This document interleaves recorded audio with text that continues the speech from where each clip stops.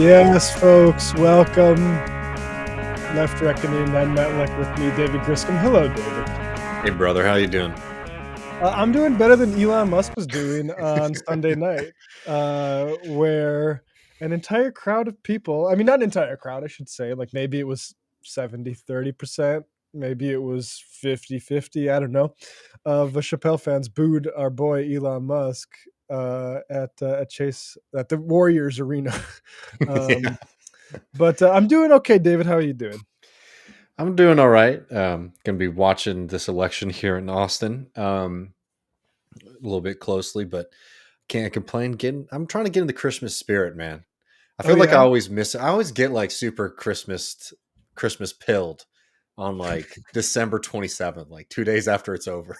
See, this was my problem with me as a basketball player, is Hmm. like at the end of the season was like, especially like the last couple of years, is when I'd like worked myself up into like the starting five.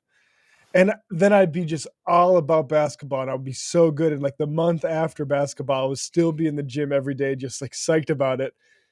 And then I get into like baseball and football and then sort of like not I sort of fall out of it. And then like basketball season, I wasn't somebody who could like gear up for basketball season before. So anyway, that's my analogy Oh there. yeah, I know you're stoked. I don't think we've had a conversation on this program the past few episodes where you haven't brought basketball up. I'm in a There's no basketball mood. shade. I'm Yeah. watching a lot of basketball, I will say.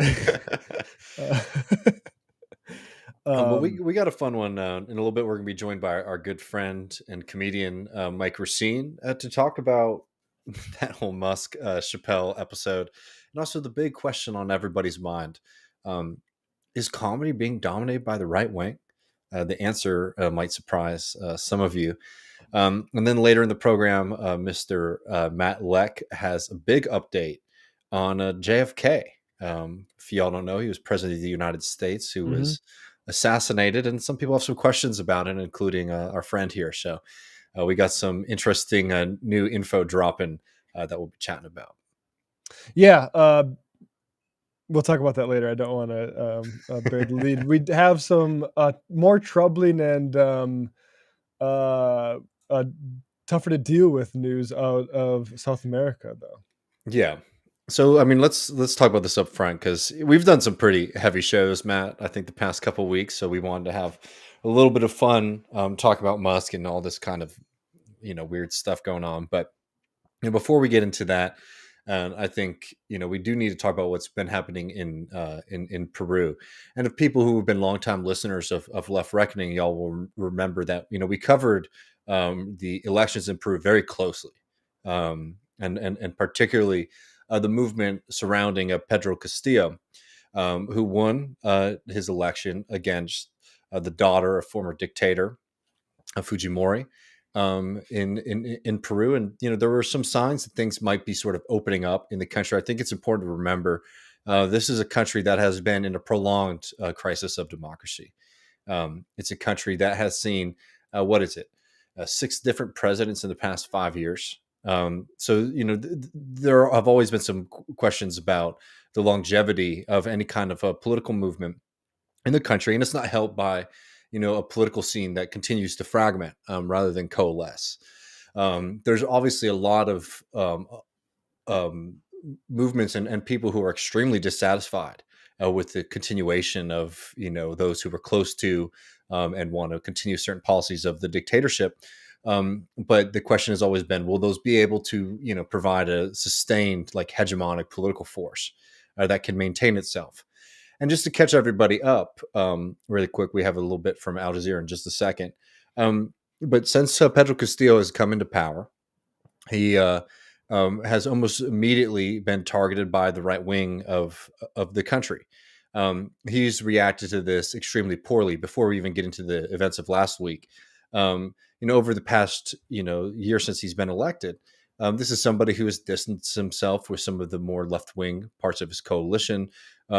Who almost immediately, when he came into power, effectively started to be worried about what this was going to mean for him, sort of being the target of the right wing, and has made some extremely, I think, confusing and wrong decisions But before like Matt and I start to break it down, let's sort of catch everybody else up. Here's a short clip from Al Jazeera breaking down what's happened over the past week.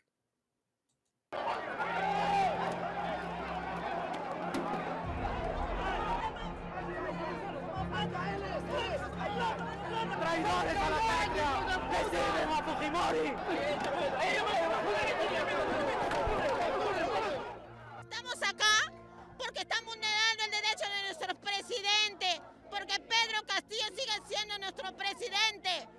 Han secuestrado a nuestro presidente y está acá el pueblo. A lo largo de los 17 meses que lleva mi gestión, cierto sector del Parlamento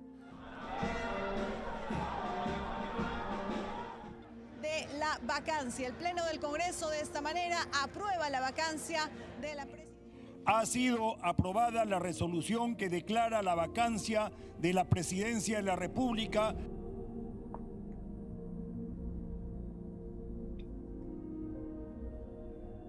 La Fiscalía lamentablemente ha planteado un caso en que hay... Es de advertirse, estando en libertad, el señor Pedro Castillo Terrones podría comunicarse con estas personas a efectos de que oculten y o destruyan elementos de convicción que impidan la averiguación de la verdad.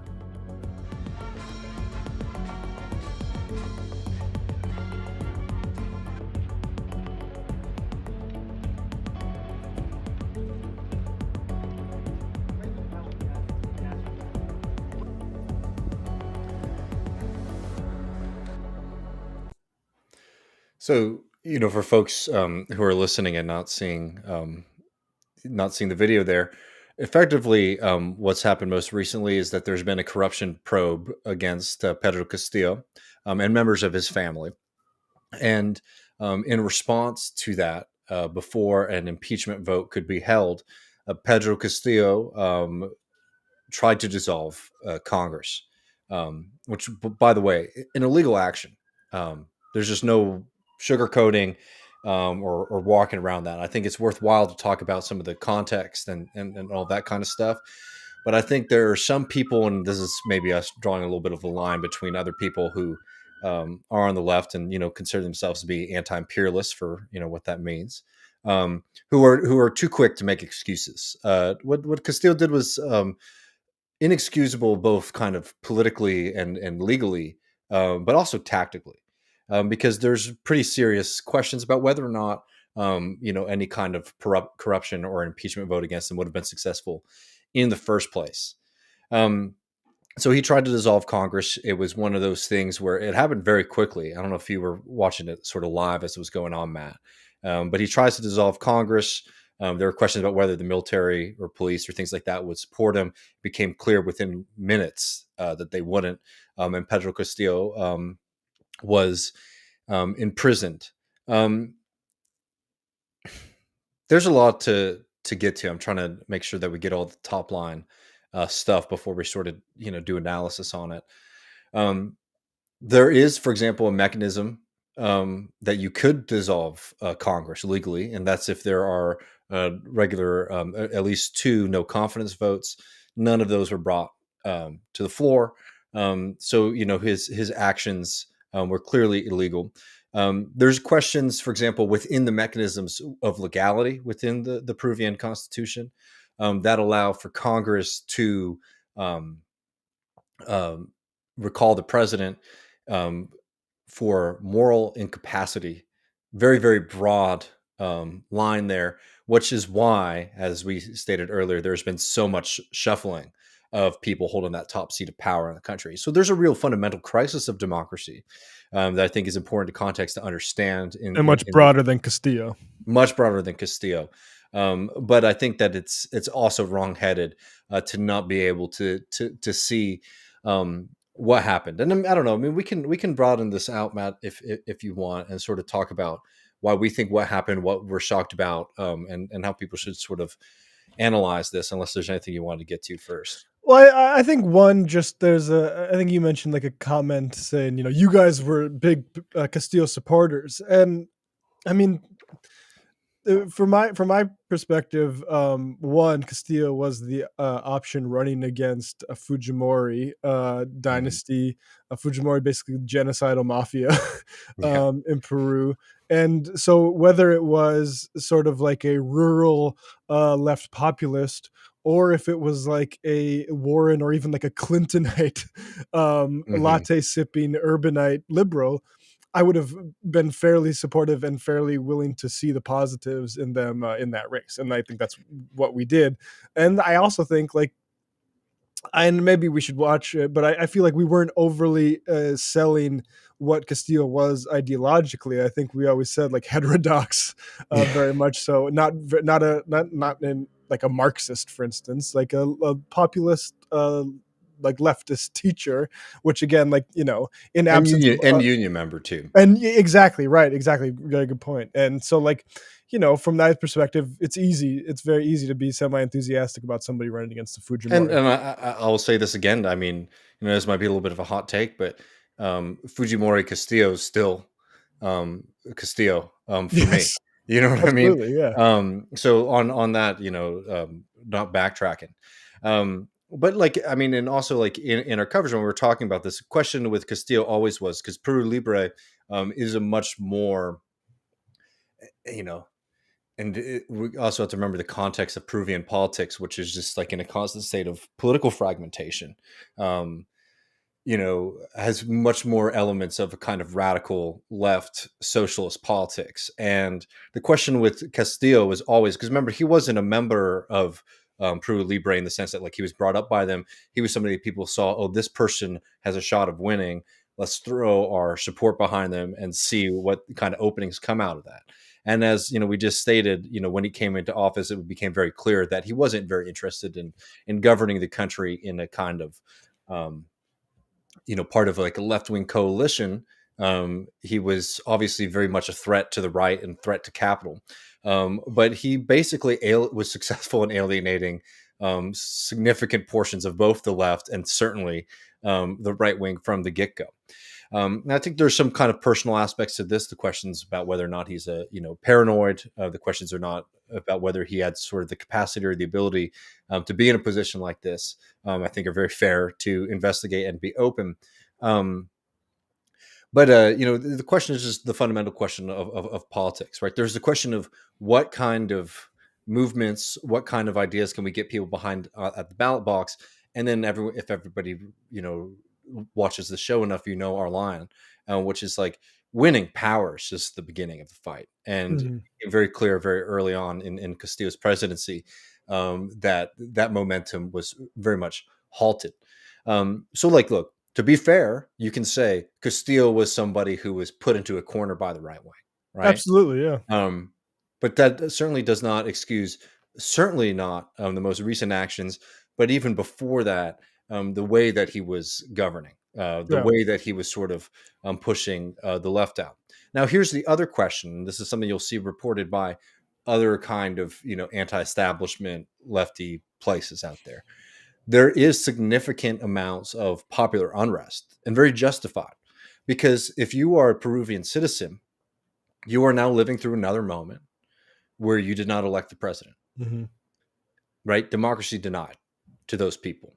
That's not an excuse for Castillo and his actions and his failed strategy, but that's why there's so much public anger and unrest in the country. I believe going into recording this, around 4 people have been killed in the protests so far. So there's significant outrage and frustration with what very much seems like, if Castillo was wrong, for example, in trying to dissolve Congress, the answer is not, for example, to deliver control of the government to a more right wing Congress than what people wanted to be the representative at the head of state level. And you remember, geographically in the country, there's very serious lack of democracy and representation for the poor, for the working people, and for indigenous people. And that's why there's so much frustration, because it's like, we got somebody elected, we had somebody in power. The right wing tried to prevent him from being able to govern. We can talk tactically about whether or not he was doing a good job or not. But if he's doing a good job or not does not, for example, like invalidate the fact that people made a decision, and more importantly than not, if you take like the kind of left liberal response to the whole thing was, well, people didn't really like Castillo, but they didn't like Fujimori, so they all sort of lined up behind him. And do they really want a Castillo kind of led presidency, or even a Peru Libre run country? Fine, but in this moment right now, it's very clear that who benefits from this is the right. And that's why there's so much frustration. I know we have some more context and clips to play, so we can do that before we add on much more, because I know I have more thoughts still. Yeah, this is from Friends of Machete Mate podcast. They had a guest on, Francesca Emanuel, and I think this question from Austin was, and answer was interesting here. My head yesterday. I was sitting in my chair, right, minding my own business, and like you have described, Francesca, this whole last year, or I guess year and a half of the Castillo presidency, he's been at war with an intransigent Congress for the most part, right, and a very far right, media in Peru. But what was surprising to me is I don't understand still, and I'd be curious to hear your thoughts on why Castillo yesterday, I guess, as the beginning of everything that happened, why he moved to dissolve the Congress. Were the votes there for the impeachment? I've seen, or at least from your perspective, right? Because I've seen different people say different things. I even saw Cerrón, right, the Secretary General of Peru Libre, and I know he's a character, right? I even saw Cerrón come out and say, "Oh, I don't know why he did this. The votes weren't there for impeachment," right? And if that's the case, like that's what I'm struggling with. If that makes any sense, I'm curious to hear your thoughts. Yeah, so far, the evidence was that there were no enough votes to impeach him. But I have to say that Castillo has been cornered since the first day of his presidency. And I think he is not mentally okay. Many of the members of his family are under investigation or in prison or fled because of their involvement in cases of corruption. So what he has been doing since the beginning of his presidency he has been trying to survive, while he had this Congress that tried to impeach him many times. They conducted three impeachment votes, but they tried to impeach him several times, and they tried to oust him. He made this terrible decision of dissolving Congress that ended up not happening, because as soon as he announced it in a sloppy way, his cabinet started to resign. People who were supporting him started to resign right away. In less than 2 hours, he was arrested when he was going to the Mexican embassy to get political asylum.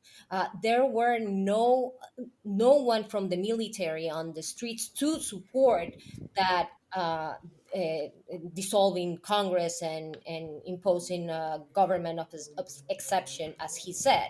So Yeah, I mean, you get a sense of the problems there, and like it is true, and it is, one of the problems here is like the Congress is right wing and psycho, and you have one point Francesca makes later in the episode is like, if elections can wait for a few years for the left to kind of figure its crap out and try to get another candidate up, like maybe this can lead somewhere positive. But as of right now, and the sooner elections are called, the right is just set up to take advantage of this. Mm-hmm. And I don't want to zoom out too much from just this case, but like, this is where I think people need to be really careful who take the position of like the American foreign policy is very anti-democratic and bad, and a force that we should oppose, right? While being able to understand that as like a general principle, also being able to understand like one, the political agency of like individual people within their countries, because like within countries there's a right and a left, there's rich people, there's poor people, and sometimes I think people only want to see like American string pulling, if you get what I mean. Which is like not to deny roles or interests, but it's a very flat way to look at politics, and some of the knee-jerk reaction, which is like, oh well, this must be something that is necessarily orchestrated by the United States. I don't have any like doubts if you were to provide me with some kind of credible or even, you know, a hunch looking at a few things that there's support or interest or whatever, fine. But you also have to be able to look at like the particularities of different countries and their politics and be able to recognize, for example, that while people don't want you know, the right wing to sort of benefit and win power from this, and people might want, for example, even for Pedro Castillo to remain as president of the country. That doesn't necessarily excuse, for example, the action of trying to dissolve Congress, which was just a huge, again, legally, politically wrong, tactically also just ridiculous and incorrect, showing, if not somebody who's a bad tactician, somebody who is very paranoid. And as the guest on the podcast was saying, it's like maybe not in the best like headspace. You know, so you know, top line, you know, people want to find heroes and villains in politics, and I think that sometimes that's not the best way to understand you know, these kind of things, because they're complicated. You can be able to say it's bad for the right wing to basically be able to nullify an election that they lost. It's bad for Pedro Castillo to try to dissolve Congress, especially if you don't have the people on your side. Like, there's one thing if it's just sort of like, oh, this is an unrepresentative Congress, you know, like the working people come together and say, we need to like reopen society to democracy. And what ended up happening here, where somebody was worried about what this might mean for them and their family, and took a really boneheaded, you know, made a really boneheaded move. And appealed to the military too, which is like, you know, appeal to the people at least a bit, folks. I mean, at least Trump had some guys, you know, showing up on the streets. But you know, but I mean, that's a little bit, you know, it's serious, right? Like, people have died in response to this, because of course, like you said, like, there's going to be a lot of people pissed off because once again, this time democratically elected leader is removed for somebody who is not that. Mm-hmm.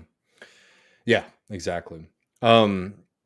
Just to give people, you know, a little bit of context too about how other kind of left-leaning and major figures in the Americas are reacting to this. I'll just read a few quotes here compiled by Reuters. AMLO, who is, you know, offered asylum to Castillo, says, we consider it unfortunate that due to interests of the economic and political elites from the beginning of Pedro Castillo's legitimate presidency, an environment of confrontation and hostility was maintained against him until it led him to make decisions that have served his adversaries to carry out his dismissal. Before I get to Lula, let's start with Luis Arce, president of Bolivia. From the beginning, the Peruvian right tried to overthrow a government that was democratically elected by the people, by the working class, seeking more inclusion and social justice. And Evo Morales also says, beyond mistakes and successes, our brother Pedro Castillo and his family deserve humane treatment. This proves once again that the Peruvian oligarchy and the U.S. empire won't accept that union leaders and indigenous people can come to lead government. And again, important context too for people who haven't been following. From the get-go, the right was trying to deny the results of the election in Peru. They did the same thing that they did in Bolivia, said it was rigged, it was wrong. No evidence, obviously, provided for that. That was credible by any stretch of the imagination. You know, so it is true, again, into conflict almost immediately in the country. I do think it's interesting to read what Lula said, because it does have a little bit of a different feel than what AMLO and Evo Morales and Arce said. And forgive me, folks. I think this is a rough translation from Reuters. You know, Lula's always very colorful in his language. It comes off a little wooden here, but I followed with great concern the events that led to the constitutional removal of the president of Peru, Pedro Castillo. It is always regrettable that a democratically elected president has this fate, but I understand that everything was forwarded in the constitutional framework. So a little bit less over support there than what you got from RK Morales and AMLO. Yeah, and people mention just this reminds me of People's Forum. Bike got in Twitch points out People's Forum writes after multiple attempts, the far right Congress of Peru successfully overthrew and arrested the democratically elected president Pedro Castillo. Since his election in June 2021, the oligarchy and right wing opposition parties of Peru and the OAS have carried out a series of actions to oust the president as this crisis unfolds of democracy. The new vice president been sworn in. I also mentioned by Francesca in this Machete Mate episode, I believe is like Pedro Castillo tried cozying up to the OAS and apparently didn't work out for him. Yeah, I mean that's the thing is like you like not a very ideological president, despite his history. As a union leader, I think we saw that in action. Basically, his commitment to these things was limited. You saw it from the marginalization of the left in his government when he came into power. So yeah, I mean, we'll obviously be watching what happens in Peru. Over the next few months. I think we can be able to hold a couple ideas in our head at once, right? One, that this is a real tragedy and a step back from democracy in the country. That doesn't excuse Pedro Castillo's wrongheadedness in trying to dissolve Congress. It also doesn't praise him as this kind of long lost left wing political leader who could have liberated the country. But the fundamental question is that do people deserve the right to select and elect their own leaders, or do they not? And this was a moment where the right wing, was able to get their way with help of Castillo because of his mistakes and failures. I mean, it's a question of basically unforced errors in an unwinnable or hard to win situation. And it is a shame that you have right wingers toasting the savior of as themselves the saviors of democracy. It's a very sick state of affairs. Mm-hmm. Well, always happy to hear what people think and what they're watching and what they're feeling about this. We got some fun, more lighthearted stuff coming, I promise.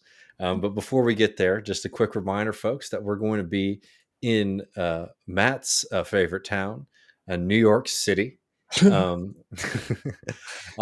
January 22nd, or is it 22nd? Yeah, January 22nd, 2023, with our good friends Ben Burgess, Jason Miles, Sam Cedar, Emma Vigland, and Bhaskar Sankara. It's going to be a hell of a lot of fun.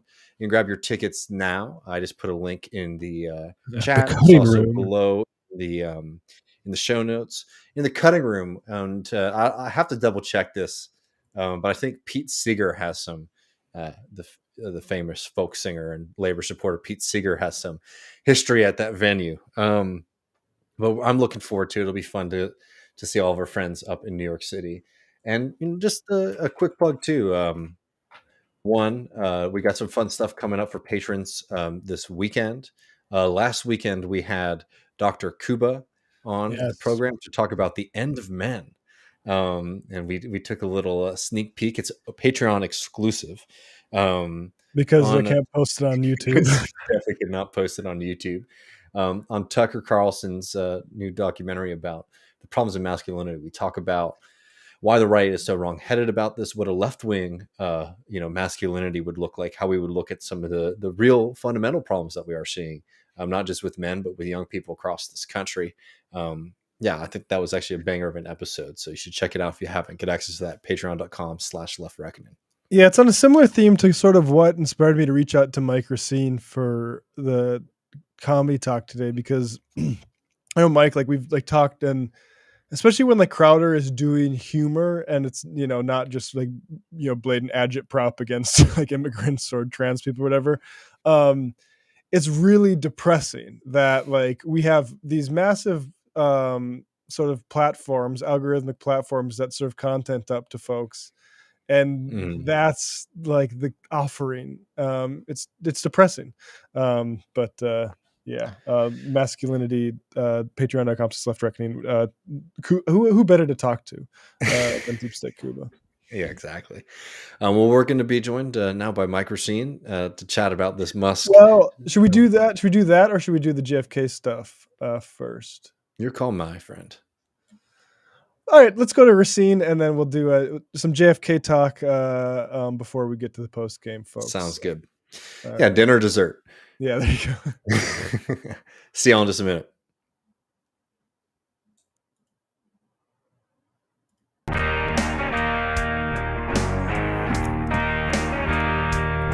Yes, folks.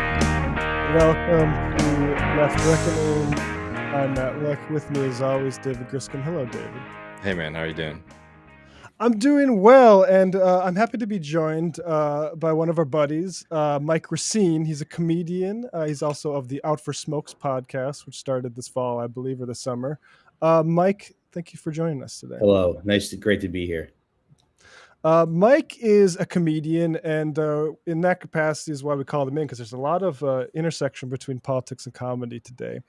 With Elon's triumphant appearance at Dave Chappelle's concert or a show, I guess, gig. Before we get to the Elon and Dave Chappelle stuff, you're familiar with this guy, Mike. This is Owen Schroyer. Carl the Cuckslayer was his original sort of nom de plume, nom de video or whatever. He's the guy that got flipped off. That 11-year-old girl gave him the finger, right? I don't remember that. Yeah, I think he was like interviewing. He walked up to this like 11-year-old girl and he goes, "How are you, young man?" And the 11-year-old girl goes, "You're a fucking idiot." And then she gives him the finger, and he goes, Who taught you that foul language? Oh, right. I do remember that. Yeah. Yeah. So that guy, Carl the Cuck Slayer, not the little girl slayer, thankfully. No, he's not the little girl slayer. That's the other InfoWars. That little girl is Carl the Cuck Slayer. Yeah, exactly. Carl the Cuck Slayer. So Carl Owen Schroyer, this whole topic we're going to be talking about is sort of conservatives and comedy, and has comedy left the left, given different sensitivities that are developing in culture and that sort of thing. There's this by another InfoWars guy, I forget his name, but what's the dude's name where he's like, "Imagine my shock." But he's the one who said the right is getting better at comedy and it's making lefties nervous. Oh, is that Paul Joseph Watson? Yes, bingo. So Paul Joseph Watson, he said that, and let's just take a look at this. Is Owen Schroyer from this summer in San Antonio, Texas, and this is his very first stand-up gig. So let's take a look at how these guys are developing and if we should be worried about this. I try to get into the liberal mindset. It's a difficult place to go. Really, I don't suggest it. I'm thinking, okay, let's say a liberal is watching this play out in real time, all right? A psycho killer that they pump full of drugs comes out with his guns. He's getting ready to do the mass shooting. And they're excited. Yeah, we're going to get gun control now. Yeah. Like, honey, pass me the popcorn. We're about to get gun control. And they're sitting there in the TV, and then he comes out and he starts shooting, and then boom, and he goes down. They're like, what? Somebody stop the shooting! What the? I thought we took away the guns! That wasn't supposed to be stopped. We wanted that shooting to go down. And that's what they want. How many people have to die for Democrat gun control? Oh shit, hold on. Fire, man. Crap. This is my fucking YouTube problem. I mean, he's looking pretty jacked. Credit where credit's due. He's got a nice pop on his triceps. So, like, let me just finish this up. I mean, I could play the last bit if you need me to, Matt, too. They want. How many people have to die for Democrat gun control? Because that's what they want, and that's the truth. Yeah. Now, so jokes that now end 11 with... weeks. Oh, let me get out of here before Pedro. Now, Mike, do you usually like... Is that the response you like, sort of a smattering of applause, saying, "You're right," actually, at the end of a joke? Yeah, well, it's always funny watching the audience, like thinking about what the audience is going through. Because it's rare that these guys get up in front of an audience. And then when they do, you can kind of like feel what the audience is feeling, where it's like oh, I'm supposed to be enjoying this, and this like sucks. Like you can feel them realizing that this sucks. And I remember thinking that when I saw this, there was this like Gavin McInnes event or something, and he's like up there and he's like using slurs and everything, and he's not really getting any like laughs, Yeah. And very few people are very few of these people I think are actually funny aside from Nick DiPaolo. Interesting. Yeah. I mean, that's the thing is like, I mean, would you say Corolla, is he funny? Because like, I mean, there's this thing in like with like Chappelle, like people wanted to say like Chappelle's not funny in the light of this. And it's like Dave Chappelle's a funny guy, right? Yeah. Like he's funny. He's tedious on some of his topic choices, I think lately, and like politically suspect, but like he's a funny guy. But like, what other conservative let's be real about like conservative comedies. DiPaolo. Well, I'm trying to think, but even with him, I mean, he's just so far like off the deep end at this point. I don't think that it's like you can't even really say that like, oh, at least he's funny because he's just so insane. Like I think it makes a lot of those guys unfunny actually. It might have made like certain like the left side funny, but it's also like the right isn't all of a sudden funny in response. Right. Like they're sort of fixated on they're not allowed to be funny, so I'm going to be not funny to conservative audiences, whereas you see what I'm saying? Yeah. And then what happens is they end up like they get this audience and then they end up pandering to their audience. So everything is kind of like they're not really writing from a point of like, what do I think is funny? It's what's gonna make these hogs like hoot and holler. But you see that on the left too. I mean, like especially I think after Trump, I mean everybody got tired of all the late night shows and everything. And I mean, I guess some people didn't. I guess people still watch Colbert or whatever else. But it's just, I mean, what do you think about like the place comedy has in society? Because like I want to get to it as like a role model for young men later, but also like as like an avenue to work through these things. Because I hear a lot of comedians that are like not super comfortable with like the importance placed on like jokes and scanning jokes for their sort of ideological content. Yeah, I guess I'm not super comfortable with it either, though, because I feel like I'm not overly political, and anytime I've tried to be, it hasn't really like worked.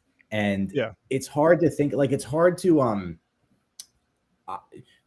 for some reason I just feel like the best comedy is either apolitical or not overtly political. And I think it's hard to like, but I know what you're talking about when you watch like somebody like Steven Crowder and you go, well, can't we make this stuff but for, from the left? But then to me that feels kind of lame to be like, hey, we're gonna be like Steven Crowder but from the left. Like we're gonna teach you about when your stuff has like overtly has an agenda. I don't know. I just feel like it's hard to make that work. And like, no, I want to make sure I'm getting his name right. Like, there's a guy, Trey Crowder. I don't know if you've heard of him, but his whole shtick is that he's like very Southern sounding, and he's a liberal, right? Which is like funny for maybe 10 seconds, right? But there's a huge. I mean, there's a huge. I'm probably burning a bridge right here. I'm not a huge fan. No, in just in the sense that I don't really find him funny because I think the perspective is like, let me make these political points. I think you have to either you have to either be like, we're a political show and we're sometimes funny, or you have to be like, I'm funny and these are my politics. And I think that's kind of like, that's what I try to do, because I get a lot of feedback where people are like, Racine's a commie or whatever. Racine with this leftist bullshit. And I don't really care if people think that, as long as they're like laughing at what I'm saying and listening to what I'm saying. Well, it's funny because like I don't particularly perceive it as a commie, but like left of center, and like when people say there's no comedians on the left, I think like, oh, you don't know like you don't know Stavros or like any of the Cumtown guy. And like I mean not that Nick's a leftist particularly, but like he's not a right winger, right? Like no. He'll dabble like ideologically. He dabbles in lots of things. Go ahead. Well, I think the point, like the purpose of comedy is you should be surprising people with your takes, like you shouldn't be. I mean, the whole point of comedy is to not be predictable. Mhm. So you don't want people to know what your take is going to be. So I think you have to kind of take every issue sort of individually and think about what it is you want to say. Yeah. I think that's what's interesting about like someone like Nick, who I think is like is willing to have a detachment from sort of things he said like a month or two ago and make fun of those Yeah. things. Whereas like the right wingers, they're like, oh, I said this shit about X. That's Yeah. like a new identity for me now. Yeah. Yeah, for sure. Yeah. And it seems like, actually, I had a conversation with a comic. Can we close that door? I had a conversation with a comic a couple nights ago, and he was like, you know, you're sort of like more politically left. He's like, do you ever think that you could make more money if you were more like on the right? Can we shut that door? I am coming. Thanks. No fucking respect. Not an ounce of goddamn respect in this house. But I had this conversation. He was like, yeah, do you ever feel like if you went more like right, you could make more money? And I was like, I don't know, maybe, but I wouldn't even really know how to do that. Yeah. You know? Yeah, I don't think I don't think any of these guys are really like, oh, I'm gonna go to the right. I think it is just like, I said this thing, I'll stand on that. And I said this thing on my Patreon goes up, so I'm gonna dig my heels in. I mean, that kind of feels like that's what it is. So let's move now to the story of the day. I'm hearing Pedro again. Matt Taibbi was on Ben Shapiro's show. Ben Shapiro, long guy who wanted to write for Hollywood, and the Taibbi, who I previously worked for at the Tower Food Report. And he said this thing, which it comes up a lot, and about like comedy. And I'm just curious, Mike. We'll play this now, and for your perspective as a comedian, to what degree is what Taibbi saying true here? And like, let your little one cry there. And like, what is the actual response to something like this? What percentage of it is true? Yeah, I'll play the Taibbi clip here, and like, because I feel like and we can talk about this a little bit, like we've talked about changing sensitivities, particularly post Trump, but like this myth that like there's all this comedy on the right, and his examples are, you know, Matt Walsh's right. Sense of humor on the political left now of possibility, but now I think you see it very significantly with something like humor. There's just no sense of humor on the political left now, and that used to be the exclusive province. Now he says the political left, and I'm like, the problem I have with that is like, okay, I don't know what that means, because like I don't consider like Stavros the political left. No, right? Yeah. But like, like you get what I'm saying? Like it feels like that word is inserted specifically so he can try to make this point. Yeah, it just feels like I don't know. You can't really, I guess, rely too heavily on comedians to carry your message and get your agenda through. But I guess I don't know. I also feel like, Matt, what was your question again? I'm just curious, like, your response to the idea that, like, and we've kind of been talking about it, but like the idea that the comedy has basically moved to the right, and I think like comedy has basically been squeezed by events in the world, if anything. Yeah, it's weird that he would bring up that Matt Walsh documentary as an example of like subversive.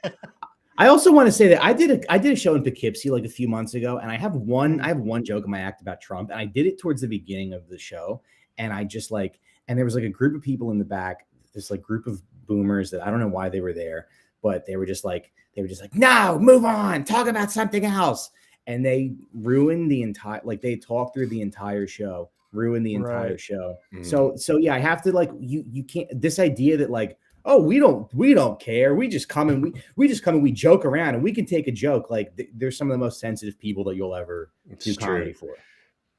That's interesting. Like because that gels with me, and like this is what bugs me about particularly like coastal journalists talking about like areas that aren't major urban centers on cities, is because like like as far as like people, it's bad to scold someone for not wearing a mask, like Yeah. outside, for instance, right? Like that's dumb. Mhm. You get scolded for wearing masks in North Dakota, right? And that is Right. I think that's a problem. I think Yeah. that's a bigger problem, and Yeah. you just don't really like hear that emphasized. Now, let's move to the sort of Dave Chappelle thing. Any comments you want to make on Chappelle? Like I already touched on my point. Like I think Chappelle is a funny, very funny comedian. I think Cat Williams is funnier. Yeah. But I think like so I don't think like Chappelle's like the greatest of all time, like people want to say. But I think he is like a Mhm. great comedian.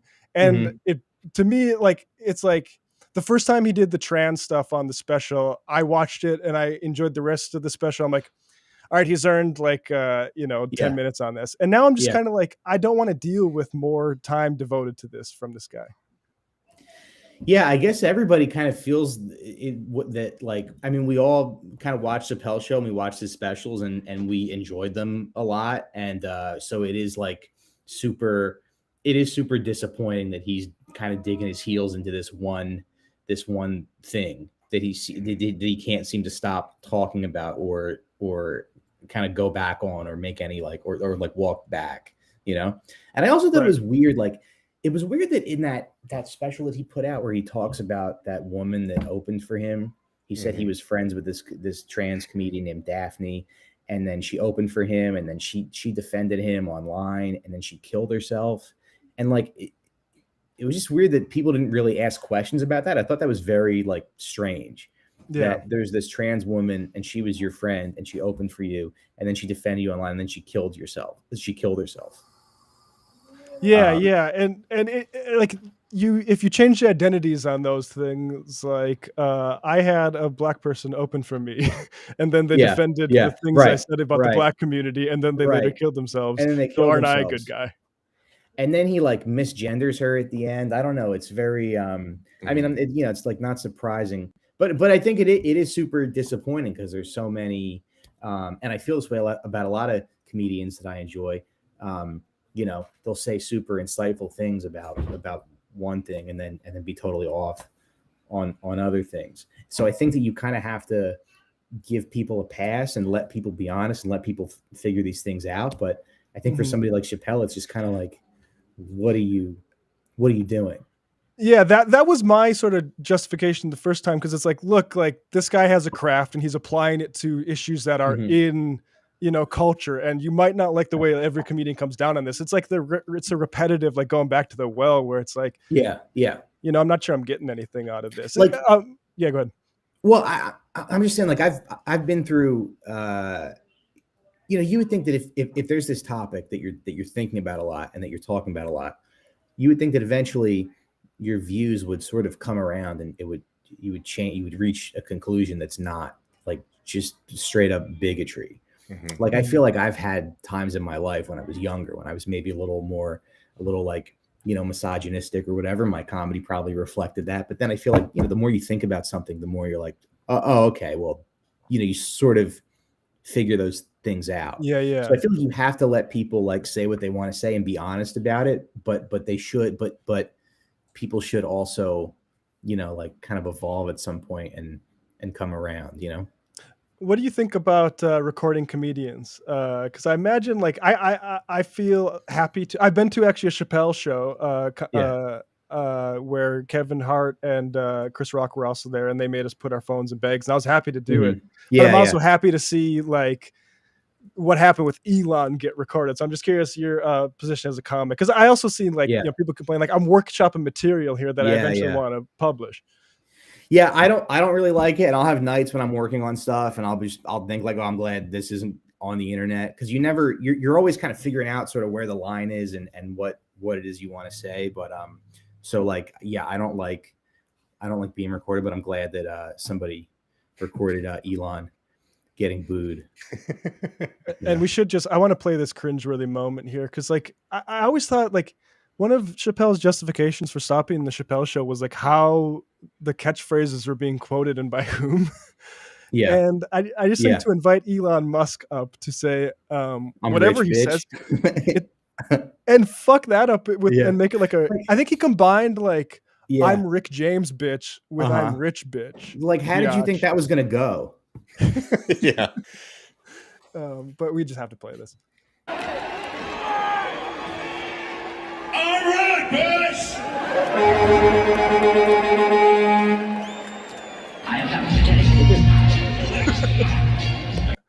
Yeah, pretty rough. This is like, and you can tell he got that shirt like when you're in that phase when you're between a medium and a large, and you're like, I think I can squeeze into a medium. Definitely. Yeah. You still think your biggest problem is large is looking too big on you and not your medium. Yeah. My wife is always like, "You're a large. Your shirt size is large. Do not buy medium t-shirts. You look ridiculous." And there's another angle of that which people bring up, which is like Elon said he's on the spectrum, and so like don't make fun of him for it. But like there are comedians on the spectrum, including Chris Rock, and there's plenty. There's a lot. Like I was looking at comedians I'm familiar with that like you would wonder actually if it's an advantage. So like I think Elon's just not funny, and also maybe autistic. Yeah, that seems like kind of a cop out.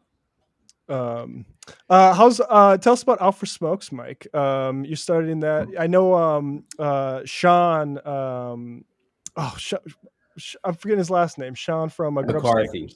Sean McCarthy is also has he got you JFK pilled yet? Yeah, I mean I think I was before. But yeah, so the idea behind the show is that so Sean and I wanted to start a podcast, and I was like, we should have some kind of like theme or through line of the show. And I was like, what if we did a show where it's like, just in case I die, like I'll leave this podcast for my son, just so that he knows like who I was and what I believed in, you know? So we try to talk about a lot of stuff. We talk about, obviously conspiracy theories and some history stuff. And we did an episode on the Congo recently. And then we do like, life lesson stuff, like how to deal with, how to deal with your landlord, we did an episode about where we talked about Thief, the James Caan movie Thief. We talked about standing up for yourself. And we did that episode. We talked about, you ever hear that guy Marvin Heemeyer in Colorado? He kind of got screwed on a deal. So this guy, like he was a welder, and this concrete plant, the long and short of it is this concrete plant wanted to build a concrete plant, I guess, on his property that blocked his business, and they couldn't really reach an agreement. And then he kind of got screwed, and the city sort of sided with the concrete company against him. So he was a welder. And he had this bulldozer because he bought the bulldozer, and he was like, I'll even build a road to my muffler shop. And the city said no. So he spent the next year and a half putting armor on his bulldozer, like welding like inch and a half thick armor, steel and concrete to his bulldozer. And then he just like went on a rampage, and he destroyed the mayor's house, the newspaper, the police station. And so that's starting to sound familiar a little bit. I need to look that up. That's very funny. And also you've got dates. You got any dates you want to plug? I got some dates. I'll be in Jersey at the end of the month, New Year's Eve. I'll be in Hasbrook Heights, New Jersey at Go Bananas. And then after that, I'll be in Chicago, Des Moines, Minneapolis, and Buffalo throughout the winter. Very nice. The coldest cities to go perform comedy in. But if you come, I'll be happy to be there and see you there. And I'm Mike Recine Comedy on Instagram, and all my dates are in my bio. There you go, Mike Recine Comedy, Mike on Instagram. Mike, thanks so much, man. I'm sorry about this. I'm sorry about this kid. Well, hey, no, it's okay. I think get real mad when they can hear your kid on a podcast. They go, but I think shut that fucking kid up. We're trying to bring the young men around, and I think you as a father, you clearly have some holiday spirit behind you there. I think all that stuff actually sort of adds to the message today. Well, all these right wing guys, they go, "Oh, as a father, abortion disgusts me," but I feel as a father, you should get an abortion. Like giving birth sucks. Right. That's perspective. Like the mainstream media doesn't want to share. No, nobody should have to give birth if they don't want to. It's going to take up your whole Saturday. Mike Recine, everybody. Thanks, Mike. Yeah. Thanks, guys. I cut off David's thank you a little bit abrupt there, but It's okay. I did thank Mike. It wasn't sincere. Yeah, he was very, very seething about the infant. So that was the second time I've seen the Musk thing. I'm Rick, man. You're right. He does say I'm Rick. So bad. And I can't tell which is worse because, like, both. To me, it's like, okay, if he's only vaguely but kind of into Chappelle show, you could combine "I'm Rick James, bitch" with the guy from the reparations sketch saying "I'm rich, biatch." Yeah, that's initially what I thought, but he's a Rick and Morty fan, and that shit depresses me to no end. If he crowbarred a Rick and Morty reference into I think that's what Chappelle really deserves because that is hilarious. Rick, bitch. You're right. I didn't realize that's what you meant. Oh, that's horrible. I can't tell. Like, it's either way. It's very, like, break not your the, back. Not the first time we've said this. Not the first one to say it. But there is nothing more depressing about, having some zeros in your bank account like that, and just desperately wanting to be thought of as like a funny guy instead of just a rich dude. Man. And like the woke mind virus stuff. Like, the thing is, like, even as like a tweeting that at 4 a.m. the next day. Oh, really? I didn't even catch that. Yeah.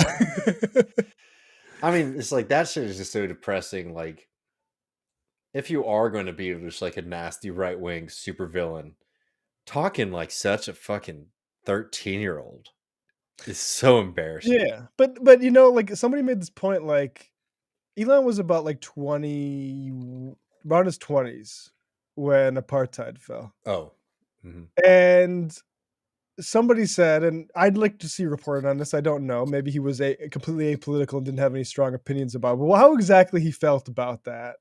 And somebody saying he's like terrified of reliving the fall of apartheid. And so, like, if I was just say, like, if I was Matt Taibbi and I got Elon Musk all of a sudden replying to me, that was the very first question. If you do something that gets Elon's attention, man, I can't think of a better question to say, hey, is this just like the fall of apartheid? And see what he says.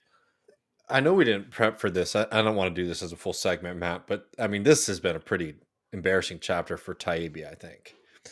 Yeah, I think I would recommend. I've recommended it all week. The Radio War Nerd episode with Mark Ames, Yasha Levine, and Gary Brecker.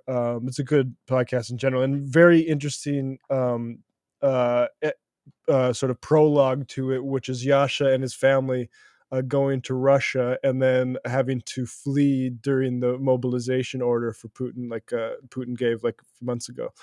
But the stuff about Taibbi is very interesting, and I think like their emphasis is correct, which is that he's doing this for a billionaire.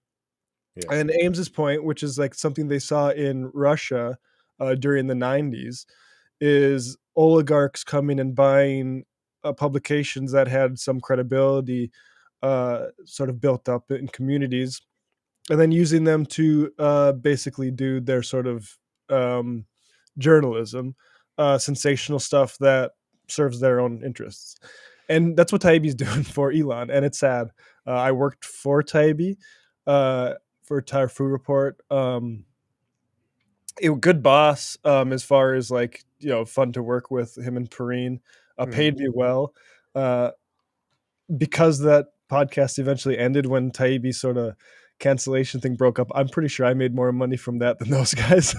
The way it worked out, because I got a flat fee and they were just, I'm taking the rest. But it's really depressing because he knows better, and like I've had this I've had this sort of a week after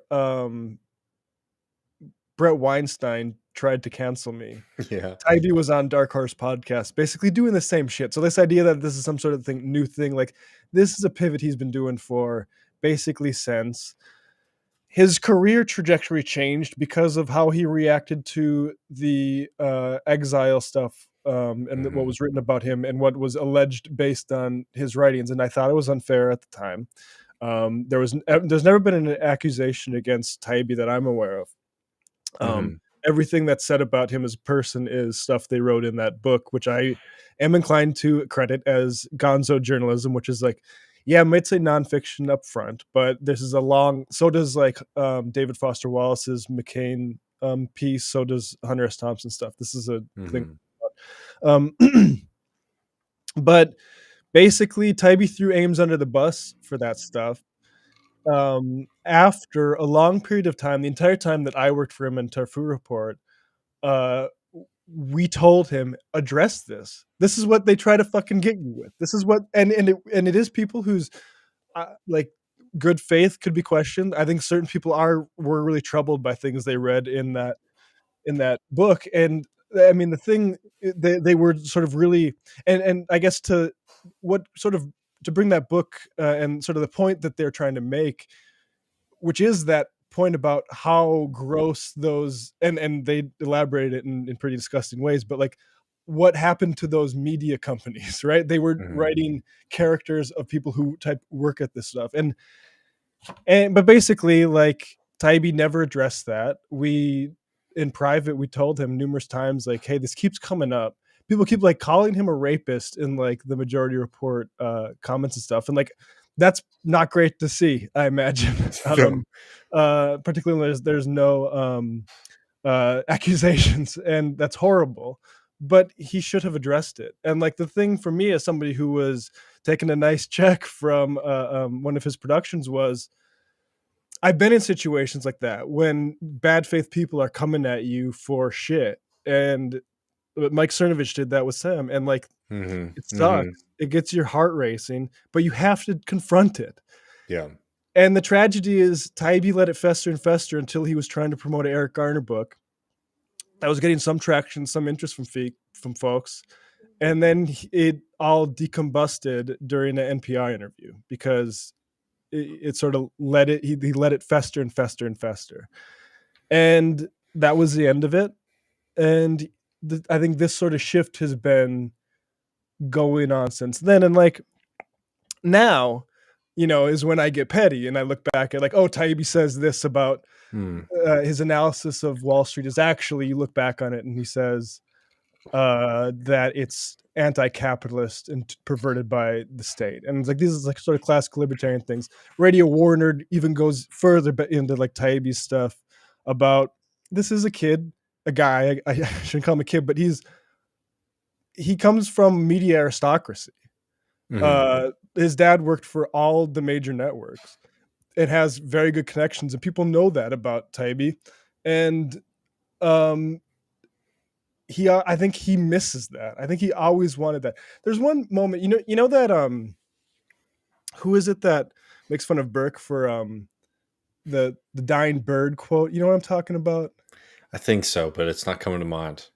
I'll have to look it up. But there's one moment when we were recording to our food report. This was like right after when Trump was in office. And I remember it to this day, which is like, there's something about football and a Trump related football story, maybe like Kaepernick related. And Taibbi's complaint was like, I'm sad that all this stuff is political. And it just seemed strange to me. Like it's like, it's something like if he hadn't gone and like did this, applaud Matt Walsh shit, like that's something like easily I can just like look past. But now it looks like he just isn't really, he doesn't care about politics. Like he cares about being a sort of media figure, and it's sad to see. But that's and he talks about losing friends. Like it's not just like me. Obviously he never followed me on Twitter. Like he's talking about like Mark Ames and Yasha and all those guys. And what's interesting and why I think you should subscribe to Radio Warner is what him and I think Greenwald have been doing is basically what those guys do. Like they're like, and I mean this Twitter thing, to get back to the subject at hand, is and Kyle Baer's written about this. It validates a lot of the critiques of the Snowden leaks and how those were handled. And I still think, like, obviously you credit what we learn, and thank goodness we know that. But the Greenwald approach of trust us journalists to work with the Guardian and later Pierre Omidyar, there were people at the time that were very critical of that, including Mark Ames and Yasha and all those guys, and they were right. And like, and that doesn't mean like I feel bad that we had Greenwald on or Taibbi on TMBS, because I think when those guys are just doing good work, you do make allowance for that sort of stuff. But the more their work starts to sour, I think the more those things become salient.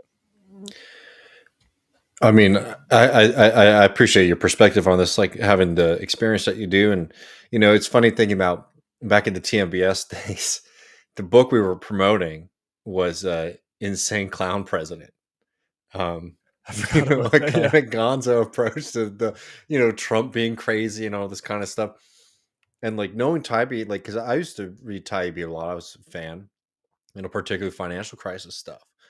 And it's funny that like for us, I think we always remember, but I think for casual audience members or even younger people who, you know, weren't really following the news at that time, some people might be surprised to find that like a Taibbi was writing, you know, anti-Trump pieces like that as recently as, you know, 2015, 2016. People are pointing out that he should have been impeached for January 6th, but that now it's bad to moderate him based on it, which is like, you know, and I mean, you can look at the same thing Greenwald on January 6th was like, how is this happening? And then, you know, it's been nothing but minimized it since.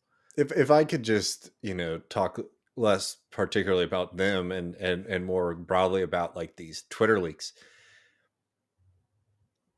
This is me just very briefly as like a person. I find it very hard for me to care about this stuff. But I think our friend Ben's been pointing out that there's a lot of things, you know, that have come out that are like interesting and are of like note, right? It's interesting to know what Twitter's up to behind. Do you say Branko or Ben? Ben.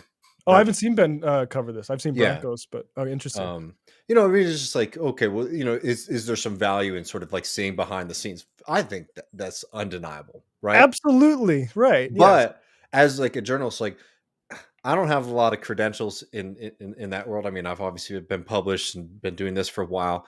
You know, briefly after school, I was trying to be a journalist, and I spent some time at like some like real like hard nose news organizations, and I got bored with it because I found it insane to cover politics to not have an opinion on what you're covering. But just like putting the journalism ethics, bring those to light, like no journal, like you could say a lot. We critique stuff we see at the New York Times, all this kind of stuff. It's 101 stuff. The owner of a company is giving you information and also designating how you publish it. Like you're not publishing it in a piece, right? You're using a new medium that just so happens to be the company that this guy owns that you're having to use on it. I mean, that is as far from a journalist as you can get. You know, that's PR. And I know I'm not the only person who said that. But it for somebody like a Taibbi and a Greenwald, and we know who they are now, we know what they've been saying, what they've been up to. But compared to other kind of political commentators, at least you can say like, oh, these people have gone and talked to people and written down what they said in a notebook, right? Which is a little bit more journalism than a lot of kind of political pundits ever do, right? To do something like this, I think is truly like, I'm not even talking about the content or the politics. I'm just talking about the straight up, you accept information from an owner of a massive publishing company, which Twitter, you know, is in a lot of ways, right? Or media company. Right. And then accept the conditions, which I'm, you know, I mean, why are they putting on Twitter, right? It's not how you break a story. And say you can't fully specify them. And then when you get around to specifying, as far as I know, doing it behind a paywall, and then not being clear whether that's the entirety of the restrictions, which I kind of doubt. I gotta say, like, if Elon said this is going to be on Twitter, why don't say that straight up front? Like he wants me to do this on Twitter. No one would bat an eye. Mm-hmm. I mean, I also don't know why you be honest about it if there are conditions and you are going to be that dishonest about it. So who knows? But yeah, I mean, again, like I find it to be, just being blunt, like low, for somebody who's done work in the past that I've very much respected. And again, And you'll notice not defensible either. Like nobody's really defending. They're trying to, like, you zoom into the content. You'll try to zoom into the content, or people will zoom out and say Mhm. like, "Oh, people are saying Taibbi is a conservative," and get into a debate. But nobody really wants to say like this arrangement here. I myself, as a journalist who am not involved with it, I think this is good and should be a model going forward because nobody can actually believe that. I know it's just like that. Yeah. At the end of the day, like, my opinions on it, even separate from like, oh, what's the politics of it? What opinions are being done? I just find somebody who sort of might consider themselves to be a journalist that accept these kind of conditions are ridiculous. And like, I don't know. I'm creeping into maybe private conversations versus public ones, but like, I don't get it. The only way I can maybe get it is financially, but like, I don't know. I'm not trying to put myself up on like across the goal or something like that. As somebody who, barely gets by, I can't imagine accepting a deal like that. And I reckon that, Taibbi's got revenue streams that far surpass anything I've ever seen. To accept something like that is very suspect to me. Yeah, I mean, and the thing is like, first of all, I do suspect there's some sort of like relationship where at least like these guys are big time Substack subscribers or something like that.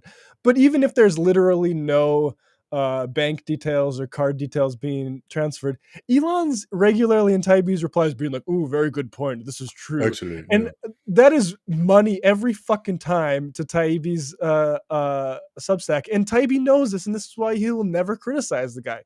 And this has been a pattern for months that I've noticed. This you search all of Elon's tweets directed at Matt Taibbi, and it's always just simping like, "Oh, very good point," or "What a shame on the New York Times," or this is that.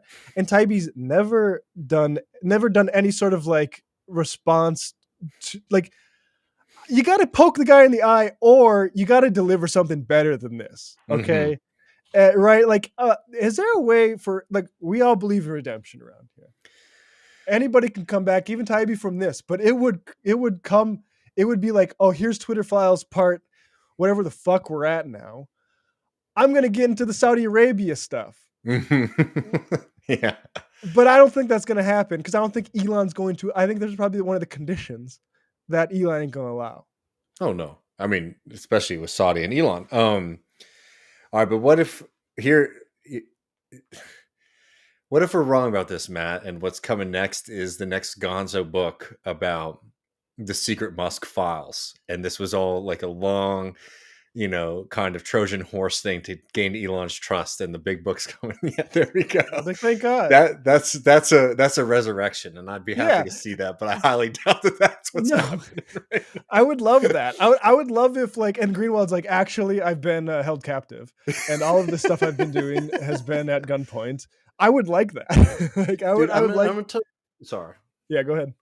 This is why, like, being a little Zen, like, I will say I'm not the biggest fan of the hippy dippy stuff, but being Zen is really important because you get mad and you start making mistakes, right? Talk about something that happened in Peru, you get a little wild.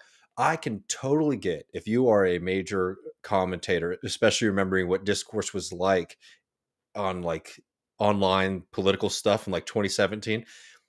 No doubt about it. And I don't think this is like a big surprise to anybody. It was annoying the hell out of Michael, like the kind of like whiny ultra left stuff constantly, right?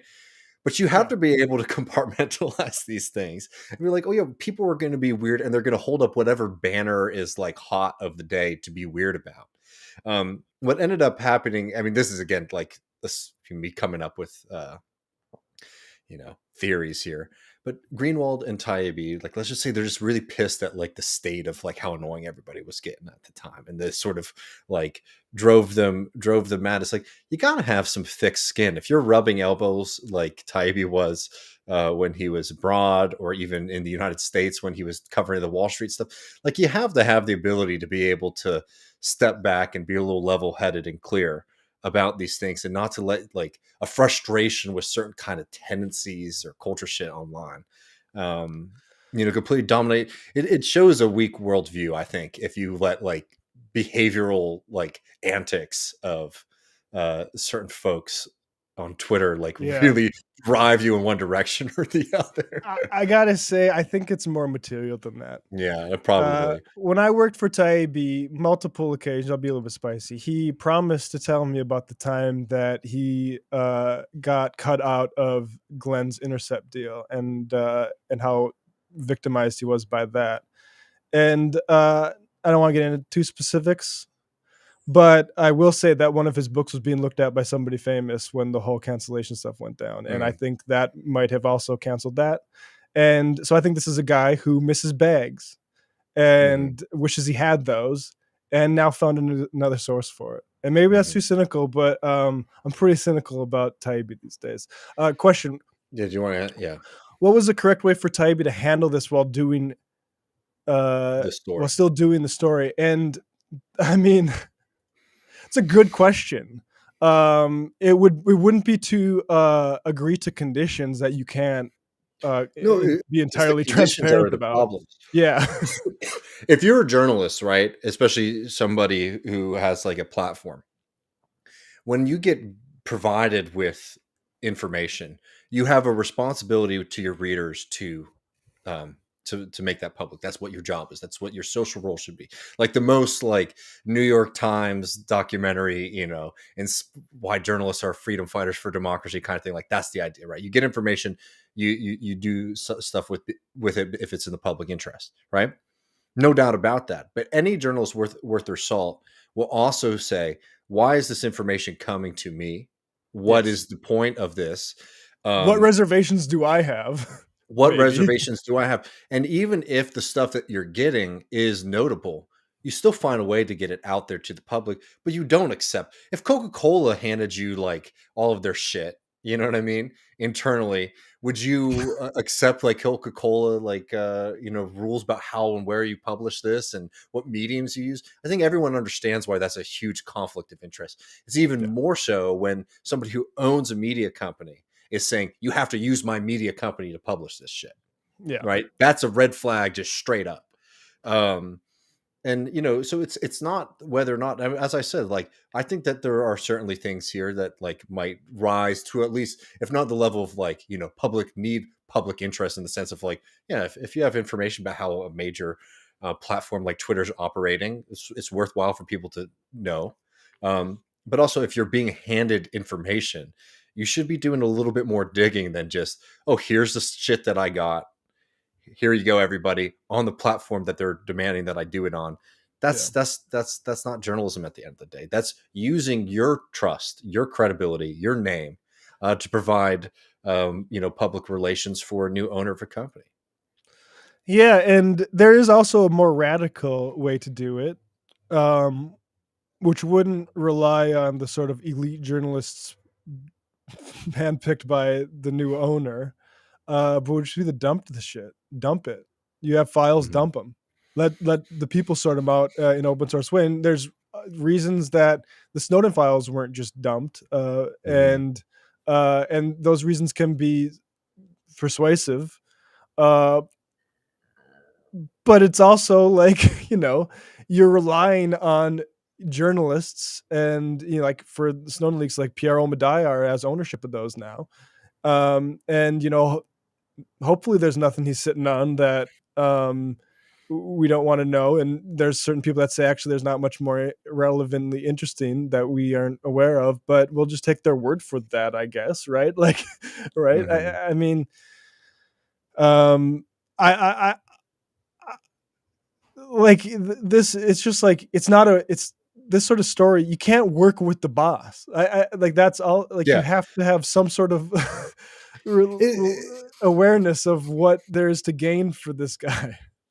Especially, and as you know him better than I do, but in my interactions, somebody who, if I recall correctly, maybe fog of war is, mixing things up in my head, was very cynical about the role of social media platforms and the role in American politics at the time.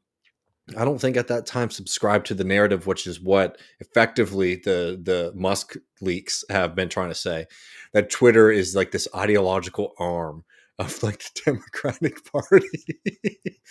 No, and that's the thing is like I think there's stuff to learn from like moderation, and I do encourage Elon to give everyone the full archive of moderation decisions that affect their account. That stuff should always be public and not proprietary. And let's see that actually happen. I'm not. We'll see. But yeah, go ahead. Like last thing, just to be very clear, because we haven't talked like specific. The shocking revelation is that there are open lines of communication between political parties and people in government and Twitter. Yeah, and they're acting on it, and that's bad. I think that's just like that. I think that's fundamentally something that should alarm folks. But you know what? A little bit of like, unless you have more on that, I like on that. I think that's interesting. And I think this needs to be put in the context of what we know about Facebook, for instance, when they're talking about Trump and when he wanted to write when the looting starts, the shooting starts, and Facebook employees were like, "All right, man, this is the fucking final straw. We don't want to be the ones that are making this platform for the president to be able to like." And me, I understand that would be the workers infringing the speech rights of the sitting president.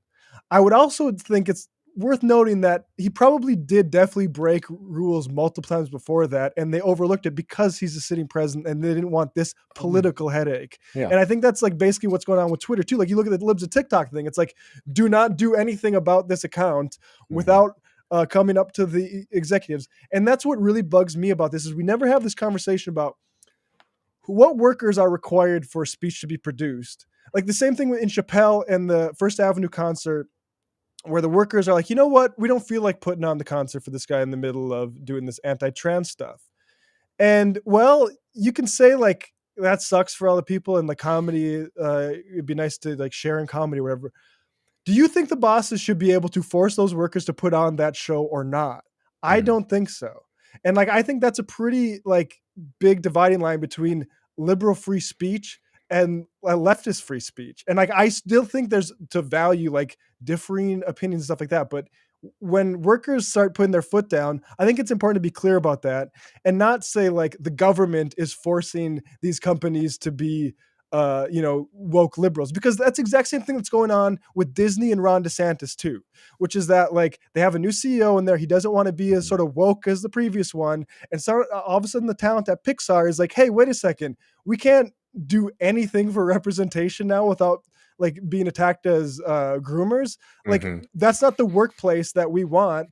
And so we have this thing where like Ron DeSantis is standing up to to Disney. He's standing up to Disney's workers with the CEO. And that's time and time again, these speech issues. And it really bugs me. I think more than anything, there's always this conflation when we talk about big companies that have a lot of influence and power, where it's flat. It's like Disney this, Twitter this. And as we know, within any kind of organization, particularly a capitalist business, there are very different groups involved in that. And, the question that interests us as socialists is like, who has the final say and the power? And I'm not, a fundamentalist about this. If the Pixar workers were like, hey, we want to do pro-Klan stuff, I'd be like, you know what? I'm going to reserve my right to criticize these workers here and not support them in that. But like when they're doing stuff that I think is broadly positive, like standing up and saying, I mean, it's like, I keep thinking of all these lessons that we supposedly learn about technological companies participating with the government. It's like IBM and the Nazis and the punch cards, right? And it's like, it would have been nice if the IBM workers were like, you know what? I don't think we want to do this. But that didn't happen, unfortunately. And, is really, yeah. And that's why I do appreciate like Ben and Bronco making the effort. But I also think like the meta conversation, especially about like how you're doing a limited hangout for a billionaire, like is even more important than that. Yeah. Well, I said I didn't want to make this a segment, but it did. I'm happy for that. No, thanks. And thanks so much, Matt. I mean, you're ready to go. Well, do we want to give people an update on JFK, or should we do that in the post game? I think he's Folks, doing we will release this for everyone in a YouTube video, but we're gonna reserve the JFK stuff for post game. We get access to that patreon.com/left reckoning. Come see us January 22nd at the Cutting Room. There are links below to come and see us. Me, Matt, Ben Burgess. Y'all can ask a question. Make Matt and Ben fight at the end of our 2-hour-long show or whatever. Yeah, please. About free speech and Twitter. We'd love to see y'all, and it really helps us, to have folks there, especially since we do want to, go and visit our friends in Minneapolis and Atlanta and stuff like that, and having good performances at New York helps us do that.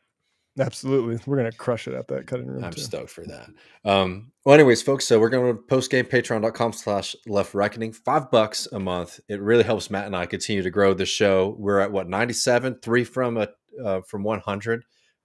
Pretty exciting. I've been feeling very blessed about how much we've been able to do. And I can't tell y'all, we got some big plans and hopes for this. So all the support really helps us continue to grow and expand the team, hopefully down the line. Come see us in the post game, patreon.com/left reckoning.